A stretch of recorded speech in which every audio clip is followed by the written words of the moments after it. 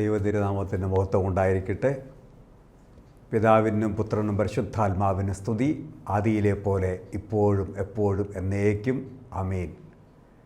ദൈവത്താൽ അനുഗ്രഹിക്കപ്പെട്ട ദൈവജനമേ, ഈ കാലഘട്ടം വലിയ പ്രതിസന്ധിയുടെ, വലിയ ഭയത്തിൻ്റെ ഒരു കാലഘട്ടമാണ്. പ്രത്യേകിച്ച് ശ്രവണ ദൃശ്യ മാധ്യമങ്ങളിലൂടെ എല്ലാം നമുക്ക് മനസ്സിലാകുന്നു. ഈ കാലഘട്ടം ലോകത്തെ തന്നെ പിടിച്ചുലയ്ക്കുന്ന വലിയ ഒരു പ്രതിസന്ധിയുടെ കാലമാണ്. ശുദ്ധമുള്ള യോഹന്നാൻ്റെ സുവിശേഷം 16-ാം അധ്യായത്തിൻ്റെ 33-ാം വാക്യത്തിൽ നമ്മൾ ഇങ്ങനെ വായിക്കുകയാണ്: ലോകത്തിൽ നിങ്ങൾക്ക് ഞെരുക്കമുണ്ട്, കഷ്ടതയുണ്ട്. ലോകത്തിൽ നിങ്ങൾക്ക് ഞെരുക്കമുണ്ട്, കഷ്ടതയുണ്ട്, എന്നാൽ നിങ്ങൾ സൂക്ഷിച്ചുകൊള്ളുവിൻ. ശുദ്ധമുള്ള യോഹന്നാൻ്റെ സുവിശേഷം 16-ാം അധ്യായത്തിൻ്റെ 33-ാമത്തെ വാക്യമാണ് നമ്മൾ കണ്ടത്. ലോകത്തിൽ നിങ്ങൾക്ക് ഞെരുക്കമുണ്ടാകുമെങ്കിലും ധൈര്യമായിരിക്കീൻ, ഞാൻ ലോകത്തെ കീഴടക്കിയിരിക്കുന്നു.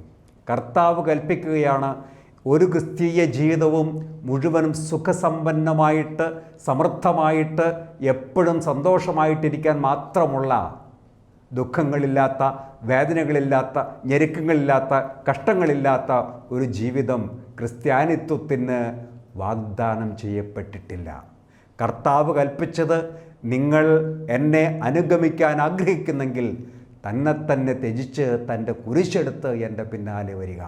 കഷ്ടത സഹിക്കാൻ തയ്യാറുള്ളവനാണ് ക്രിസ്ത്യാനിയായി ജീവിക്കാൻ അർഹതയുള്ളവനെന്ന് കർത്താവ് വെളിപ്പെടുത്തുകയാണ്. അനുഗ്രഹിക്കപ്പെട്ടവരെ, ഇങ്ങനെയുള്ള കഷ്ടതകളും ഞെരുക്കങ്ങളും വരുമ്പോൾ സാധാരണ രീതിയിൽ മനുഷ്യൻ ഒളിച്ചോട്ടമാണ് പതിവ്. അനുഗ്രഹിക്കപ്പെട്ടവരെ, മനുഷ്യന് വിപത്തുണ്ടാകാം. ഇതിൽ നിന്ന് ഒളിച്ചോടുവാനല്ല മനുഷ്യനെ ദൈവം ഈ വിപത്തുകൾ കൊണ്ട് ലക്ഷ്യമാക്കുന്നത്. മറിച്ച് ദൈവം ഓരോരോ സന്ദർഭത്തിലും ഓരോ പുതിയ പഠിപ്പിക്കലുകൾ നമുക്ക് തരികയാണ്. നോക്കൂ, വിശുദ്ധ വേദപുസ്തകത്തിൽ ഉടനീളം നമ്മൾ നോക്കിയാൽ നമുക്ക് കാണാം ഇതുപോലെയുള്ള ഒളിച്ചോട്ടം. പല സ്ഥലങ്ങളിൽ ഒളിച്ചോട്ടമുള്ളതായിട്ട് വിശുദ്ധ വേദപുസ്തകത്തിൽ നമ്മൾ കാണുന്നുണ്ട്. ഒന്നാമതായിട്ട് തന്നെ ഉൽപ്പത്തി പുസ്തകത്തിൽ നമുക്ക് ഒളിച്ചോട്ടത്തെക്കുറിച്ച് കാണാം. ജീവിതത്തിൽ പ്രശ്നങ്ങളുണ്ടാകുമ്പോൾ 3 തരത്തിൽ നമുക്കതിനെ അഭിമുഖീകരിക്കാം. ഒന്ന്, ആ പ്രശ്നത്തിൽ നിന്ന് വേഗത്തിൽ ഒളിച്ചോടാൻ നമുക്ക്. 2, ആ പ്രശ്നത്തിന് വിധേയപ്പെട്ട് നിത്യമായി ദുഃഖത്തിലും അതിനെ കീഴ്പ്പെട്ട് പരാജിതനായി ജീവിതം നയിക്കാം. 3-ാമത്തെ ഒരു നടപടിയുണ്ട്, ഈ പ്രതിസന്ധിയെ അഭിമുഖീകരിച്ച് ജീവിതത്തിൽ ആ ധീരമായ ഒരു പുതിയ കാൽവെപ്പായിട്ട് ജീവിത പ്രതിസന്ധികളെ ധീരമായി അഭിമുഖീകരിക്കാനുള്ള ഒരു കാഴ്ചപ്പാട് നമുക്ക് ഉണ്ടാക്കിയെടുക്കാം. ദൈവം ഈ വിധത്തിൽ മുന്നേറാനാണ് നമ്മെ ഇത്തരത്തിലുള്ള കഷ്ടതകളിലൂടെ വഴി നടത്തുന്നത്. അനുഗ്രഹിക്കപ്പെട്ടവരെ, കൊറോണ വൈറസ് അല്ലെങ്കിൽ മറ്റേതെങ്കിലും വിധത്തിലുള്ള രോഗങ്ങളോ വ്യാധികളോ സാമ്പത്തിക ഞെരുക്കങ്ങളോ അടിക്കടിയുള്ള വീഴ്ചകളോ നമ്മെ കീഴ്പ്പെടുത്തിയേക്കാം.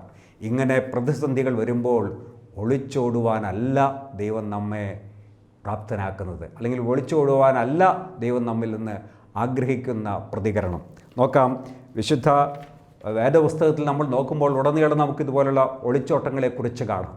ഈ ഒളിച്ചോട്ടം ഏത് വിധത്തിലുള്ളവനാകട്ടെ, ശാസ്ത്രജ്ഞനാകട്ടെ, സാങ്കേതിക വിദഗ്ധനാകട്ടെ, രാഷ്ട്രീയക്കാരനാകട്ടെ, അധ്യാപകനാകട്ടെ, വിദ്യാർത്ഥിയാകട്ടെ, മാതാപിതാക്കളാകട്ടെ, മക്കളാകട്ടെ, പുരുഷനാകട്ടെ, സ്ത്രീയാകട്ടെ, ഏത് വിധത്തിലുള്ളവരും, ആത്മീയനാകട്ടെ, ആരായിരുന്നാലും ഇത്തരത്തിലുള്ള ഒളിച്ചോട്ടം ഒരുപക്ഷെ മനുഷ്യൻ പെട്ടെന്ന് അവലംബിക്കുന്ന മാർഗമായിരിക്കാം. വേദപുസ്തകം പരിശോധിക്കുമ്പോൾ നമുക്ക് കാണാം, പ്രതിസന്ധികൾ ഉണ്ടാകുമ്പോൾ അത് എന്തിനു വേണ്ടിയാണ് നമ്മെ പ്രാപ്തനാക്കുന്നത്. ഒന്നാമതായിട്ട് വേദപുസ്തകത്തിൽ നമുക്ക് കാണാം, ആദ്യ മനുഷ്യനായ ആദം ദൈവത്തിൽ നിന്ന് ഒളിച്ചോടുന്ന ഒരനുഭവം നമുക്കുണ്ട്. ഉൽപ്പത്തി പുസ്തകം 3-ാം അധ്യായത്തിൻ്റെ 9-10 വാക്യങ്ങളിൽ ദൈവം ആദമിനെ വിളിക്കുകയാണ്. ആദമേ, നീ എവിടെ? അവൻ പറയുന്നു, ഞാൻ നഗ്നനായിരിക്കുന്നത് കൊണ്ട് മറഞ്ഞിരിക്കുകയാണ്. ദൈവമേ, നിന്നിൽ ഞാൻ ഒളിഞ്ഞിരിക്കുകയാണ്. ദൈവം ചോദിക്കുന്നു, ആര് പറഞ്ഞു നീ നഗ്നനാണെന്ന്? ആദമിനെ ദൈവം അഭിമുഖീകരിക്കാൻ, ദൈവത്തിന് മുഖാമുഖം നിൽക്കാൻ ദൈവം പ്രേരിപ്പിക്കുകയാണ്. എന്തുകൊണ്ടാണ് ആദം ദൈവത്തിൽ നിന്ന് ഒളിച്ചോടാൻ ശ്രമിച്ചത്?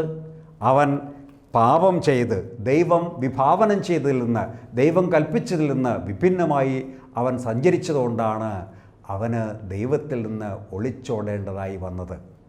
അവിടെ ദൈവം ഓർമ്മപ്പെടുത്തുകയാണ്, പാപത്തെക്കുറിച്ചുള്ള ബോധ്യം വരുത്താൻ വേണ്ടിയാണ് ദൈവം ആദമിനെ വിളിക്കുന്നത്. നീ എന്താണ് ചെയ്തത്? ഉൽപ്പത്തി പുസ്തകം 3-ാം അധ്യായത്തിൻ്റെ 9-10 വാക്യങ്ങളൊക്കെ പരിശോധിക്കുമ്പോൾ നമുക്ക് വ്യക്തമായി കാണാൻ സാധിക്കും. സ്വന്തം മനസാക്ഷിക്ക് മുമ്പിൽ മുഖാമുഖം നിൽക്കാൻ ദൈവം ആദാമിനെ വിളിച്ചു വരുത്തുകയാണ്. ഇതുപോലുള്ള ജീവിതാനുഭവങ്ങൾ നമ്മുടെ ജീവിതത്തിലും ഉണ്ടായിക്കാണാം. അനുഗ്രഹിക്കപ്പെട്ടവരെ, ഇങ്ങനെ കഷ്ടതകളും പ്രയാസങ്ങളും ഞെരുക്കങ്ങളും ബോധ്യങ്ങളും വരുമ്പോൾ ദൈവം നമ്മെ വിളിക്കുന്നത് നമ്മെ ആ ഒരു ആത്മപരിശോധനയ്ക്ക് വിധേയനാക്കുന്നതിന് വേണ്ടിയാണ്. ആദമേ, നീ എവിടെയെന്ന് വിളിച്ചപ്പോൾ അവൻ ചെയ്ത പാപത്തെക്കുറിച്ച് അവന് ബോധ്യം വന്നു. ഞാൻ ഇന്നത് ചെയ്തുകൊണ്ട് ഞാൻ നഗ്നനായിരിക്കുന്നു എന്ന് പറഞ്ഞ് അവൻ്റെ ആ ആത്മപരിശോധന അവൻ വെളിപ്പെടുത്തുകയാണ്. സ്നേഹമുള്ളവരെ, നമ്മൾ തെറ്റ് ചെയ്യുമ്പോൾ, ദൈവത്തിൽ നിന്ന് അകലുമ്പോൾ, നാം അഹങ്കാരിയായിരിക്കുമ്പോൾ, ദൈവത്തെ നിന്ദിക്കുമ്പോൾ, നിരസിക്കുമ്പോൾ വാസ്തവത്തിൽ ദൈവം നമ്മെ വിളിക്കുന്നു ഇത്തരത്തിലുള്ള കഷ്ടതകളിലൂടെ, പ്രയാസങ്ങളിലൂടെ, ഞെരുക്കങ്ങളിലൂടെ. നീ എവിടെ? നിനക്ക് നിൻ്റെ മനസാക്ഷിയുമായി, നിൻ്റെ ദൈവവുമായി ഒരു മുഖാമുഖ സംഭാഷണത്തിന്, ഒരാത്മപരിശോധനയ്ക്കിന് നീ തയ്യാറാണോ എന്നാണ് ദൈവം നമ്മോട് ചോദിക്കുന്നത്. ഈ കാലഘട്ടത്തിൽ നമുക്ക് വളരെ അനിവാര്യമാണ് ഈ മുഖാമുഖമായിട്ടുള്ള ഒരു ആത്മപരിശോധന. നമ്മുടെ മനസാക്ഷിയുമായിട്ട്, നമ്മുടെ വ്യക്തിത്വമായിട്ട് നമുക്ക് തന്നെ സ്വയം ഒരു ആത്മപരിശോധന ആവശ്യമാണ്. ഇനി നമ്മൾ ഉൽപ്പത്തി പുസ്തകം പരിശോധിക്കുമ്പോൾ കാണാം, ഉൽപ്പത്തി പുസ്തകം 16-ാം അധ്യായത്തിൻ്റെ 6-ാമത്തെ വാക്യം നമ്മൾ പരിശോധിക്കുമ്പോൾ കാണാം, ദൈവം ഹാഗാറിനെ വിളിക്കുകയാണ്. ഹാഗാർ ഒളിച്ചോടുകയാണ്. ജീവിതത്തിൻ്റെ പ്രതിസന്ധിയിൽ നിന്ന്, പ്രയാസത്തിൽ നിന്ന് എവിടേക്കോ ലക്ഷ്യമില്ലാതെ ഹാഗാർ ഒളിച്ചോടി പോവുകയാണ്. കർത്താവ് ഹാഗാറിനെ വിളിച്ചു. ഹാഗാർ, അവൾ പറഞ്ഞു, ഞാൻ എൻ്റെ യജമാനത്തിയായ സാറായിൽ നിന്ന് ഒളിച്ചോടുകയാണ്. ദൈവം ഹാഗാറിനോട് ചോദിക്കുകയാണ്, നീ എവിടെ നിന്ന് വരുന്നു? നീ എങ്ങോട്ട് പോകുന്നു? ഉൽപ്പത്തി പുസ്തകം 16-ാം അധ്യായത്തിൻ്റെ 8-ാമത്തെ വാക്യം, നീ എവിടെ നിന്ന് വരുന്നു? നീ എങ്ങോട്ട് പോകുന്നു എന്നാണ് ദൈവം ഹാഗാറിനോട് ചോദിക്കുന്നത്. ജീവിതത്തിൻ്റെ പ്രതിസന്ധിയിൽ ഇനി ജീവിക്കാൻ വയ്യ. അവിടെ ഹാഗാറിന് ഉണ്ടായിരിക്കുന്ന പ്രശ്നം ഇതാണ്. ജീവിത സാഹചര്യങ്ങളും തൊഴിൽ ദാതാവുമായിട്ടുള്ള പ്രയാസവുമാണ് ആ ഒളിച്ചോട്ടത്തിന് ഹാഗാറിനെ പ്രേരിപ്പിക്കുന്നത്. ഹാഗാർ കഷ്ടതയിലായി ഒളിച്ചോടുമ്പോൾ ദൈവത്തിൻ്റെ ദൂതൻ മുഖാമുഖം നിന്ന് അവളെ വിളിക്കുകയാണ്. അനുഗ്രഹിക്കപ്പെട്ടവരെ, നമ്മുടെ സാധാരണ ദൈനംദിന ജീവിതത്തിലെ സാധാരണ സംഭവങ്ങളിലൂടെ ദൈവം നമുക്ക് ഇതുപോലെ മുഖാമുഖമായി നിൽക്കുന്നുണ്ടാകും. ജീവിതാനുഭവങ്ങളിലൂടെ ദൈവം നമ്മെ പാഠങ്ങൾ പഠിപ്പിക്കുന്നുണ്ടാകും. ഇവിടെ ദൈവം ഹാഗാറിനോട് ചോദിക്കുന്നു, നീ എവിടെ നിന്ന് വരുന്നു? എങ്ങോട്ട് പോകുന്നു? ദൈവം ഹാഗാറിനൊരു പുതിയ ദിശയിലേക്ക് മാറ്റുകയാണ്. ഇവിടെ ഈ ഒളിച്ചോട്ടത്തിൽ ദൈവം പഠിപ്പിക്കുന്നതും ബോധ്യപ്പെടുത്തുന്നതും ഇങ്ങനെയാണ്. ഇത് ശരിയായ ഒരു ദിശാബോധം വരുത്തുന്നതിന് വേണ്ടിയാണ് ദൈവം ഹാഗാറിനെ വിളിച്ചത്. To direct us towards a very prosperous life. ഒരു പുരോന്മുഖമായ, പുരോഗതിയുള്ള, ഐശ്വര്യം നിറഞ്ഞ, സമ്പന്നമായ ഒരു ജീവിതത്തിലേക്ക്, സമാധാന സമൃദ്ധമായ ജീവിതത്തിലേക്ക് നയിക്കുവാൻ ദൈവം നമ്മെ വിളിക്കുകയാണ്. മൂന്നാമത് നമുക്ക് കാണാം, കുതന്ത്രങ്ങളിലൂടെ ജ്യേഷ്ഠാവകാശം പിടിച്ചു പറ്റിയ യാക്കോബ്, ഏശാവിനെ കവർന്ന് യാക്കോബ് ഒളിച്ചോടുകയാണ്. യാക്കോബ് ഒളിച്ചോടുമ്പോൾ അവിടെയും ദൈവത്തോട് യാക്കോബ് ചോദിക്കുകയാണ്, പറയുകയാണ്, നീ എന്നെ അനുഗ്രഹിച്ചല്ലാതെ ഞാൻ നിന്നെ വിടുകയില്ല. ദൈവദൂതനും യാക്കോബുമായി ഒരു മൽപ്പിടുത്തം നടത്തുകയാണ് അവിടെ വെച്ചാണ് യാക്കോബിൻ്റെ പേര് മാറുന്നത്. യാക്കോബിൻ്റെ പേര് മാറി ഇസ്രായേൽ എന്നുള്ള പേര് ആയിത്തീരുകയാണ്. ഉൽപ്പത്തി പുസ്തകം 25-ാം അധ്യായത്തിൻ്റെ 27 മുതൽ 34 വരെയുള്ള വാക്യങ്ങളിൽ നമുക്ക് ആ ഭാഗം വ്യക്തമായിട്ട് നമുക്കറിയാൻ സാധിക്കും. റോമായുടെ ലേഖനം 9-ാം അധ്യായത്തിൻ്റെ 13-ാമത്തെ വാക്യത്തിൽ നമ്മളിങ്ങനെ വായിക്കുന്നു, യാക്കോബിനെ ഞാൻ സ്നേഹിച്ചു. ദൈവം അവനോട് ചോദിച്ചു. ഉൽപ്പത്തി പുസ്തകം 32-ാം അധ്യായത്തിൻ്റെ 27-ാമത്തെ വാക്യം, നിൻ്റെ പേരെന്ത്? അവിടെ വെച്ച് യാക്കോബിൻ്റെ പേര് മാറുകയാണ്. നിൻ്റെ പേരെന്ത് എന്ന് ദൈവം അവനോട് ചോദിച്ചു. അവൻ പറഞ്ഞു, യാക്കോബ്. ഇനി നീ യാക്കോബല്ല, നീ ഇസ്രായേൽ എന്ന് വിളിക്കപ്പെടും. അവൻ്റെ പേര് അവിടെ വെച്ച് മാറുകയാണ്. ഒരു പുതിയ ബന്ധത്തിലേക്ക്, ഒരു പുതിയ പുരോഗമനപരമായ ഒരു ദൃഢമായ മാനുഷിക ബന്ധത്തിലേക്ക്, ബന്ധുമിത്രാദികളുമായിട്ടുള്ള ഊർജ്ജസ്വലമായ ബന്ധത്തിലേക്ക് ദൈവം നമ്മെ നയിക്കുകയാണ് നമ്മളിവിടെ കാണുന്ന വലിയ ശക്തി. വാസ്തവത്തിൽ യാക്കോബ് അമ്മയുടെ ഉപദേശം കൊണ്ടാണ് ഒളിച്ചോടിപ്പോകുന്നത്. നമ്മുടെ ജീവിതത്തിലും ഒരുപക്ഷെ ഇതുപോലെ നമുക്ക് ഉപദേശം തരാൻ, നമ്മെ തെറ്റായ മാർഗത്തിലൂടെ നയിക്കുവാൻ നമ്മുടെ വേണ്ടപ്പെട്ടവരുണ്ടാകാം. ഒരുപക്ഷെ ആത്മീയരെന്ന് അവകാശപ്പെടുന്ന പലരും ഒരുപക്ഷെ നമ്മെ ഇതുപോലെ മിസ്ലീഡ് ചെയ്തേക്കാം. എന്നാൽ അനുഗ്രഹിക്കപ്പെട്ടവരെ, ദൈവത്തിൻ്റെ സന്നിധിയിലായിരുന്ന് ആത്മീകനാകട്ടെ, ഭൗമികനാകട്ടെ, വിദ്യാസമ്പന്നനാകട്ടെ, വിദ്യാഹീനനാകട്ടെ, താഴ്മയോടിരുന്ന് കാത്തിരുന്ന് പ്രാർത്ഥിക്കുമ്പോൾ ദൈവം നമുക്ക് മുഖാമുഖമായി നിൽക്കും. നമ്മളെ ശക്തീകരിച്ച് ഒരു നല്ല ബന്ധത്തിലേക്ക്, നല്ല സ്ഥിതിയിലേക്ക് നമ്മെ മാറ്റുവാൻ നമുക്ക് ദൈവം അവസരം തരും.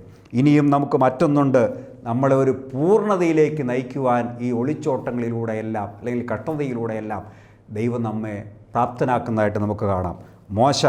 മോശയുടെ ജീവിതം നമ്മൾ പരിശോധിക്കുമ്പോൾ നമുക്ക് കാണാം, പുറപ്പാട് പുസ്തകം 2-ാം അധ്യായം 11 മുതലുള്ള വാക്യങ്ങളിൽ മോശ തൻ്റെ വേണ്ടപ്പെട്ടവരെ മറ്റുള്ളവർ മർദ്ദിക്കുന്നതും പീഡിപ്പിക്കുന്നതും കണ്ട് സഹിക്കവയ്യാതെ അവൻ ഒരുത്തനെ അടിച്ചു കൊല്ലുകയാണ്. അവൻ്റെ സഹോദരന്മാരെ നിന്ദിക്കുന്നതും പീഡിപ്പിക്കുന്നതും സഹിക്കവയ്യാതെ വന്നപ്പോഴാണ് മോശ ഇപ്രകാരം ചെയ്തത്. നമ്മുടെ ജീവിതത്തിൽ പലപ്പോഴും നമുക്ക് നല്ലതെന്ന് തോന്നുന്ന, അല്ലെങ്കിൽ നമുക്ക് വേണ്ടപ്പെട്ടവരെ മറ്റുള്ളവർ ദണ്ഡിപ്പിക്കുമ്പോൾ, വേദനിപ്പിക്കുമ്പോഴൊക്കെ ഒരുപക്ഷെ നമുക്ക് ഇതിനേക്കാൾ വലിയ വികാരം ഉണ്ടായേക്കാം, വികാരം കത്തിജ്വലിക്കാം. അപ്പോൾ ഒരുപക്ഷെ വലിയ പാപങ്ങൾ നമ്മൾ ചെയ്തു പോയേക്കാം, വലിയ പ്രതിസന്ധിയെ നമ്മൾ നേരിടേണ്ടതായി വന്നേക്കാം. ദൈവം മോശയെ വിളിച്ചു. അവനവൻ്റെ അമ്മായപ്പൻ്റെ ആടുകളെ മേയ്ക്കുന്ന മലയിൽ വെച്ച് ഒരു വടി മാത്രം കയ്യിൽ പിടിച്ച്, ആയുധമായിട്ടൊരു വടി മാത്രമുള്ളപ്പോൾ മോശ മുൾപ്പടർപ്പിൽ മലയിൽ തീ കത്തുന്നത് കാണുകയാണ്. അവിടെ വെച്ച് ദൈവം മോശയെ വിളിക്കുകയാണ്. മോശയെ, നീ നിൽക്കുന്ന സ്ഥലം വിശുദ്ധമാകയാൽ നിൻ്റെ കാലിലെ ചെരുപ്പ് അഴിച്ചു കളക. നീ ഈ അവസ്ഥയിലായിരിക്കുമ്പോൾ ഒരുപക്ഷെ നമ്മൾ ആഗ്രഹത്തോടെ, ആത്മാർത്ഥതയോടെ മറ്റുള്ളവരെ ദണ്ഡിപ്പിക്കുന്നു, പീഡിപ്പിക്കുന്നു കാണുമ്പോൾ നമ്മൾ പ്രതികരിച്ചേക്കാം. അത് വലിയ വിപത്തിനായിട്ട് നമുക്ക് വന്നു ചേർന്നേക്കാം. അപ്പോൾ ദൈവം നമ്മെ ആശ്വസിപ്പിക്കുന്നു, ദൈവം നമ്മെ കണ്ടെത്തുന്നു. ദൈവം കണ്ടെത്തുമ്പോൾ മോശയോട് ചോദിക്കുകയാണ്, നീ നിൽക്കുന്ന സ്ഥലം വിശുദ്ധമാകയാൽ നിൻ്റെ കാലിലെ ചെരുപ്പഴിച്ച് കളക. മോശയുടെ കാലിലെ ചെരുപ്പഴിച്ച് കളയാൻ പറയുമ്പോൾ ഇന്നും ഈ കാലഘട്ടത്തിലും ഈ 2020-ലും ദൈവം നമ്മോട് ആവശ്യപ്പെടുകയാണ്, നിൻ്റെ പാദത്തിലെ ചെരുപ്പ് അഴിച്ചു കളയുക. പാപമാകുന്ന ചെരുപ്പിനെ നീ മാറ്റിക്കളയുക, അഹങ്കാരമാകുന്ന ചെരുപ്പിനെ നീ മാറ്റിക്കളയുക. നീ അഹങ്കാരം ധരിച്ച്, പാപം ധരിച്ച് ദൈവത്തിനെതിരായി നിൽക്കരുത്, അല്ലെങ്കിൽ ദൈവത്തിൻ്റെ വിശുദ്ധമായ സ്ഥലങ്ങളിലേക്ക് പ്രവേശിക്കരുത്, നിൻ്റെ ജീവിതത്തിൻ്റെ പുണ്യമായ ഏടുകളിലേക്ക് നീ പ്രവേശിക്കരുത് എന്ന് ദൈവം ബോധ്യപ്പെടുത്തുകയാണ്. ഇന്നും അനുഗ്രഹിക്കപ്പെട്ടവരെ, ഒളിച്ചോട്ടം നമുക്ക് ഒന്നിനും മതിയായ കാര്യമല്ല. ഒരു രാഷ്ട്രീയ സാമൂഹിക പരിസ്ഥിതിയിൽ നിന്നാണ് മോശ അവിടെ ഒളിച്ചോടി അമ്മായപ്പൻ്റെ ഇത്രോയുടെ ആടുകളെ മേയ്ക്കാനായിട്ട് പോകുന്നത്. നമ്മൾ ഇതുപോലെ പല സാഹചര്യങ്ങളിലും നമ്മൾ ജീവിക്കുന്ന ചുറ്റുപാടുകളെ വിട്ടുകൊണ്ട് മറ്റ് സ്ഥലങ്ങളിലേക്ക് ചേക്കേറിയേക്കാം. അതൊരു പക്ഷേ രാഷ്ട്രീയ സമ്മർദ്ദമാകാം, സാമൂഹിക സമ്മർദ്ദമാകാം, നമ്മുടെ തൊഴിൽദാതാവിൻ്റെയോ ജീവിത സാഹചര്യങ്ങളുടെയോ പ്രതിസന്ധി കൊണ്ടാകാം. അതല്ലെങ്കിൽ നമുക്കുണ്ടാകാനിരിക്കുന്ന വലിയ വിപത്തിനെക്കുറിച്ചുള്ള ബോധ്യം കൊണ്ടാകാം. ഏതിലെ നമ്മൾ ഒളിച്ചോടിപ്പോയാലും ദൈവം നമ്മെ പുതിയ നിലയിലേക്ക്, ഈ കഷ്ടതയിലൂടെ പുതിയ ഒരു ജീവിത ബന്ധങ്ങളിലേക്ക്, ഉറപ്പുള്ള ഒരു ജീവിത സാഹചര്യത്തിലേക്ക് ദൈവം നമ്മെ നയിക്കുകയാണ് ഇതിലൂടെ എല്ലാം സാധ്യമാകുന്നത്. സങ്കീർത്തനത്തിൽ 119 സങ്കീർത്തനം 71 വാക്യത്തിൽ സങ്കീർത്തനക്കാരൻ പറയുന്നു, കഷ്ടത വന്നത് എനിക്ക് നന്നായി, എൻ്റെ ദൈവത്തെ അറിയാൻ എനിക്ക് സാധിച്ചു. സ്നേഹമുള്ളവരെ, കഷ്ടത നമ്മുടെ ജീവിതത്തിൽ വരുമ്പോൾ നമുക്ക് നമ്മുടെ ദൈവത്തെ കണ്ടെത്താനും തിരിച്ചറിയാനും അത് സാധ്യമായി തീരും. ഇനി നമ്മൾ പരിശോധിക്കുമ്പോൾ നമുക്ക് കാണാം, ഏലിയാവിൻ്റെ ജീവിതം പരിശോധിക്കുമ്പോൾ ഏലിയ പ്രവാചകൻ വലിയ ദൈവ ദൗത്യം ചെയ്തിട്ട് തിരിച്ചു വന്ന് വിഷാദിച്ച് വിഷമിച്ചിരിക്കുമ്പോൾ അവിടെ ചോദിക്കുകയാണ് ഏലിയാവിനോട്, ഇവിടെ നിനക്കെന്ത് കാര്യം? 1 രാജാക്കന്മാരുടെ പുസ്തകം 19 അധ്യായത്തിൻ്റെ 9 വാക്യം. ഏലിയാവ് രാജാവിനെ വെല്ലുവിളിച്ച് യാഗമർപ്പിച്ച് വിജയശ്രീലാളിതനായിരിക്കുകയാണ്. എന്നാൽ ഇസബേൽ ഭയപ്പെടുത്തിയപ്പോൾ ഭയം കൊണ്ട് ഏലിയാവ് ഒളിച്ചോടി ഒരു ചൂരച്ചെടിയുടെ കീഴിൽ വന്നിരിക്കുകയാണ്. അവിടെ വെച്ചാണ് ദൈവം അവനെ വിളിക്കുന്നത്. അവൻ്റെ ഉത്തരവാദിത്വ ബോധത്തെ ഉണർത്തുവാൻ വേണ്ടിയാണ് ദൈവം അവനെ മുഖാമുഖം നിന്ന് വിളിക്കുന്നത്. നിനക്ക് ഇവിടെ എന്ത് കാര്യം? സ്നേഹമുള്ളവരെ, നമ്മുടെ ജീവിതത്തിൽ ഇതുപോലെ പ്രയാസങ്ങളും ഞെരുക്കങ്ങളും ഉണ്ടാകുമ്പോൾ നമ്മുടെ സ്വന്തം ഉത്തരവാദിത്വങ്ങളെക്കുറിച്ച് ബോധ്യപ്പെടുത്താൻ ദൈവം നമുക്ക് മുഖാമുഖമായി നിന്നേക്കാം. ഈ വലിയ വിപത്തിനെ ഒഴിഞ്ഞു പോകാൻ, ഈ കാലഘട്ടത്തിൻ്റെ ഈ വലിയ പ്രതിസന്ധിയെ തരണം ചെയ്യുവാൻ ദൈവത്തിൻ്റെ സന്നിധിയിൽ താഴ്മയോടിരുന്ന് പ്രാർത്ഥിക്കുകയാണ് നമുക്ക് അഭികാമ്യമായിട്ടുള്ളത്. അഹങ്കാരത്തെ വെടിഞ്ഞ് സ്വന്തം നേട്ടങ്ങളിൽ ആശ്രയിക്കാതെ ദൈവത്തിന് കീഴ്പ്പെട്ട് താഴ്മയുള്ളവരായിരുന്ന് ജീവിക്കാൻ നമുക്ക് സാധിക്കട്ടെ. എന്നെ കേൾക്കുന്ന നിങ്ങൾ ഓരോരുത്തരും ആഗ്രഹത്തോടെ, ആത്മാർത്ഥതയോടെ, വിശുദ്ധിയിൽ ജീവിച്ച്, തിന്മയെ വിട്ടൊഴിഞ്ഞ്, പാപത്തെ വിട്ടൊഴിഞ്ഞ്, അഹങ്കാരത്തെ ഉപേക്ഷിച്ച് ദൈവസന്നിധിയിൽ മുട്ടുമടക്കി താഴ്മയോടിരിക്കുമ്പോൾ ദൈവം നിങ്ങളുടെ ആഗ്രഹങ്ങൾക്ക് പൂർത്തീകരണം വരുത്തും. വലിയ വിപത്തുകളും സഹിക്കാൻ വയ്യാത്ത ശിക്ഷകളിൽ നിന്നും, രോഗങ്ങളിൽ നിന്നും, ശാപങ്ങളിൽ നിന്നും, ബന്ധനങ്ങളിൽ നിന്നും എല്ലാം ദൈവം നിങ്ങൾക്ക് വിടുതൽ നൽകും. ദൈവം കരുണാമയനായ കർത്താവാണ്. കർത്താവായ യേശുക്രിസ്തുവിലൂടെയാണ് ഇത് നമുക്ക് സാധ്യമായി തീരുന്നത്. അനുഗ്രഹിക്കപ്പെട്ടവരെ, സ്വപുത്രനെ തന്നെ നമുക്ക് ദാനമായി തന്ന പിതാവാം ദൈവത്തിൻ്റെ വലിയ സ്നേഹമാണ് നമ്മൾ ഈ സന്ദർഭങ്ങളെല്ലാം തിരിച്ചറിയേണ്ടത്. ദൈവത്തിൻ്റെ പിതാവായ ദൈവത്തിൻ്റെ സ്നേഹവും ഏകജാതന യേശുമിശിഹാ തമ്പുരാൻ്റെ കൃപയും പരിശുദ്ധാത്മാവിൻ്റെ ആവാസവും എന്നും നമ്മോട് കൂടെ ആയിരിക്കണമെന്നുള്ളതാണ് ദൈവം വിഭാവനം ചെയ്തിരിക്കുന്ന പദ്ധതി. ജീവിത പ്രതിസന്ധികളിൽ, കഷ്ടതകളിൽ ഒളിച്ചോടുവാനോ, ആത്മഹത്യ ചെയ്യുവാനോ, പിന്തിരിഞ്ഞു പോകുവാനോ, അതിന് കീഴ്പ്പെട്ട് വിധേയരായി ജീവിക്കുവാനോ അല്ല ദൈവം നമ്മിൽ നിന്ന് ആഗ്രഹിക്കുന്നത്. മറിച്ച് ധീരമായി ദൈവിക പദ്ധതിയിൽ വളരുവാനാണ്, പ്രതിസന്ധിയെ അതിജീവിച്ച് കഴിയുവാനാണ് ദൈവം നമ്മെ ബലപ്പെടുത്തുന്നത്. അങ്ങനെയുള്ളൊരു ജീവിതത്തിന് ദൈവം മുഖാന്തരമാകട്ടെ. പരിശുദ്ധ അമ്മയുടെയും സകല വിശുദ്ധന്മാരുടെയും വിലയേറിയ മധ്യസ്ഥ നമുക്ക് കാവലായിരിക്കട്ടെ. ഒരു നിമിഷം നമുക്ക് തമ്പുരാന്റെ സന്നിധിയിൽ നമ്മെ തന്നെ പൂർണ്ണമായി സമർപ്പിക്കാം. വലിയവനും ബലവാനുമായ ദൈവമേ, അങ്ങ് മുഖാന്തരമാണ് സകലതും ഉളവായത്. ദൈവമേ, അങ്ങയെ ഞങ്ങൾ സ്തുതിക്കുന്നു, സ്തോത്രം ചെയ്യുന്നു. അങ്ങയുടെ ശക്തിയെ ഞങ്ങൾ തിരിച്ചറിയുന്നു. ഞങ്ങൾക്ക് ജീവിതത്തിലുണ്ടാകുന്ന ഓരോ പ്രതിസന്ധികളും തമ്പുരാനെ അങ്ങ് ഞങ്ങളെ നേർവഴിക്ക് നടത്തുവാൻ, ഞങ്ങൾക്ക് ഒരു ദിശാബോധം നൽകുവാൻ, ഞങ്ങൾക്ക് സ്വന്തം ഞങ്ങളുടെ മനസാക്ഷിയെ ആത്മപരിശോധനയ്ക്ക് ഇത് മുഖാന്തരമായി തീരുന്നു. നല്ല മാർഗങ്ങളിലൂടെ, നല്ല വ്യക്തിബന്ധങ്ങളിലൂടെ വളരുവാൻ ഇതെല്ലാം ഞങ്ങൾക്ക് പര്യാപ്തമാകുന്നു. സർവശക്തനായ ദൈവമേ, കഷ്ടതകളെ ധീരമായി അതിജീവിക്കാൻ ശക്തി നൽകണമേ. പരിശുദ്ധ അമ്മയുടെയും വിശുദ്ധന്മാരുടെയും വിലയേറിയ മധ്യസ്ഥയാൽ തന്നെ. ആമേൻ.